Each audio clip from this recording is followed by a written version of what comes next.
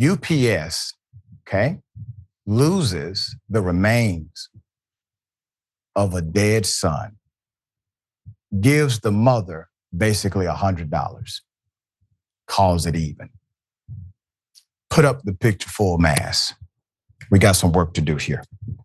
According to Atlanta Black Star, Miss Tanjanika Lee, a grieving Georgia mother, said she feels like she lost her son twice.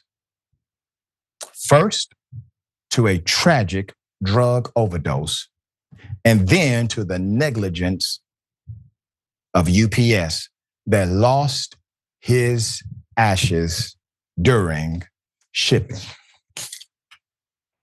Lee's son, DeAndre, was only 15 years of age. He was 15. He overdosed from a fentanyl cocktail in 2020. After memorializing his life, the family had the teen's body cremated and then placed his ashes in a box until a custom urn could be made. However, the ashes were never transferred into a personalized urn. And why is that? Years after his death, Lee, who lives in the Atlanta suburb of Hiram, shipped the ashes via UPS to a sister in Connecticut who was making the urn. The shipment was sent at the start of January 2024 with a promised delivery date of January 10th, but it never happened. Despite all tracking efforts, it became evident that DeAndre's remains were lost in transit, and the mother is heartbroken. Quote, "If you ask me, it's just like a repeating nightmare," Lee said, according to KFVS 12. While Lee was upset,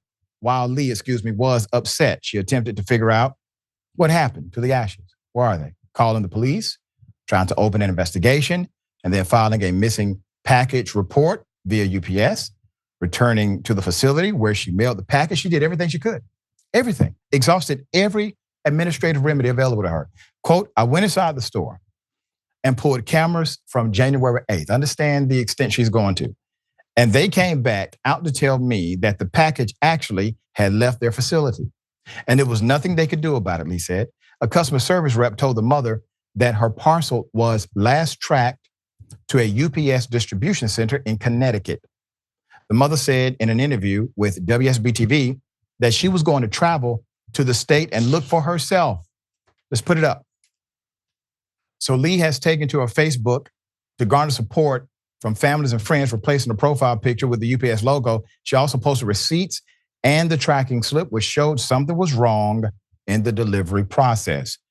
UPS did not deny that DeAndre's ashes were lost. And what did they do? They offered $135.16 via check from the corporate office in compensation for the package never arriving. Lee said when she received it in the mail, she lost it and started crying. Distraught and offended, she said she is never going to cash that check. While the check may have been small, UPS spokesperson Jim Mayer said the reimbursement was on scale with the rate for lost items based on the estimated value of the package selected when the service was being purchased. If you ship a package by UPS and you don't buy any additional insurance, it's covered for $100, Mayer told Atlanta Black Star, adding, quote, "The additional $35 is the cost of shipping." That's what he said. Okay, look at him now. This is a customer. And that's how he dealt with it. The company's website also reflects this policy. To make this matter more complicated, Meyer also said that as a business, they do not accept shipments of human remains, and that Lee declared the package's content on the form as closed. Meyer said the company extends its deepest sympathy to the family and will continue to make extensive efforts to locate the lost package. We don't have it in our possession, but we are looking for it. It's certainly unfortunate. I wish we'd known what was in the box because we would have not accepted it. And I want to say this, there's a lot of shipment procedures that UPS, they will engage in based on culture and they will deny it based on paper, okay? They give you the wink and the nod. That's for liability reasons. The reality is this is now a real thing. It has happened.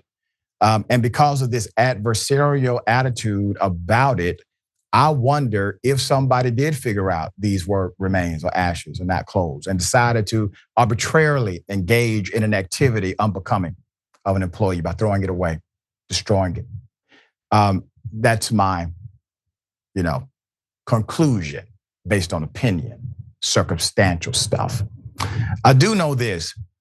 The fact that there's no compassionate response, it's $130-some check.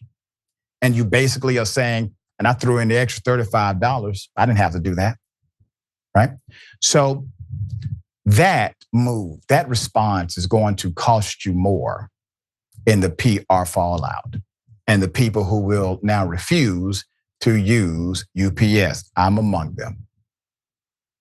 You have to sometimes suspend the protocol of what thus saith your policy in order to treat people like human beings. What's the idea of policy? Policy is to create a system, a structure, so that folks are treated fairly. Sometimes you have to bend the policy a little bit to create the effect that the policy was meant to create. All right, sharing thoughts here. Wow, you can't make any allowance for no grace for a grieving woman. There's not a human at the top at UPS. That there can't be. I'm not even sure, and maybe your team can look into it, if the statement and the picture is a real person, or if it was AI generated or something when you typed in how to be callous. I don't know how that would be your statement if you are in a business. Is UPS publicly traded? I don't understand how you would fix a pen, lips, anything to say that in these circumstances. So it must not be human. Your team's a crack team. They'll figure it out. I just don't understand, Dr. Ritchie. I don't understand. Yeah, it's insane. And the family utilized this method of transport, let's be frank, because that's what they could afford. I mean, they couldn't even afford a custom earned during the homegoing. They had to wait for that. And then when it was time for them to do that part, they had to engage in a method of transport that was affordable to them. All right? Okay. We'll keep you updated if UPS responds.